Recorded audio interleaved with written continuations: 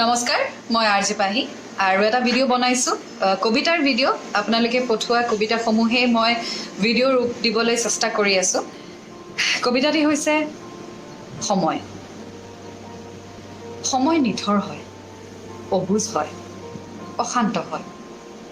তথাপি সময়ে কথা কয় ক্ৰমাৎ অচেতন হ'বলৈ আৰম্ভ কৰা অপ্ৰাণ আশাবোৰক বাৰে বাৰে সকিয়াব খোজে সময়ে এইদৰে শংকা অনিশ্চয়তা আৰু সংজ্ঞাহীন দ্বিধাৰে আবৃত বিবেকবোৰক অভয় দিবলৈ প্ৰেৰণা আৰু আমৃত হেঁপাহৰ আভৰণ পিন্ধাবলৈ সময় এইদৰে নিশ্চুপ হয় কেতিয়াবা অবাক হয় তথাপি সময়ে কথা কয় আমি মাথো শুনিব জানিব লাগিব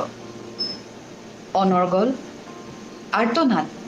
আৰু কোৰহাল ভেদিও শিকিব লাগিব সময়ৰ কথা অবুধ মনেও বুজিব পাৰিব লাগিব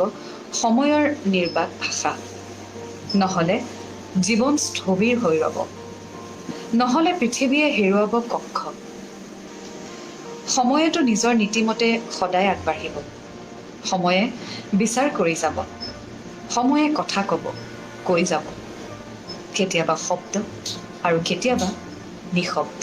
থ্যাংক ইউ সো মাচ আপুনি কবিতাটি মোলৈ পঠিয়ালে আই হোপ মই অলপ হ'লেও জাষ্টিফাই কৰিব পাৰিছোঁ মানে পঢ়িবলৈ চেষ্টা কৰিছোঁ মই জানো ইমান ভাল হোৱা নাই বা তথাপিও বাট থ্যাংক ইউ সো মাচ আপুনি যে পঠিয়ালে মোক হোৱাটছএপত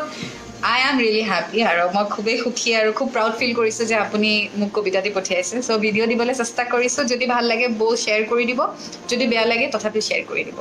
আৰু যিসকলে অলৰেডি কবিতা পঠিয়াই আছে থ্যাংক ইউ সো মাচ আপোনালোকে পঠিয়াই থাকক আৰু মই ভিডিঅ' কৰিবলৈ চেষ্টা কৰিম থ্যাংক ইউ সো মাচ নমস্কাৰ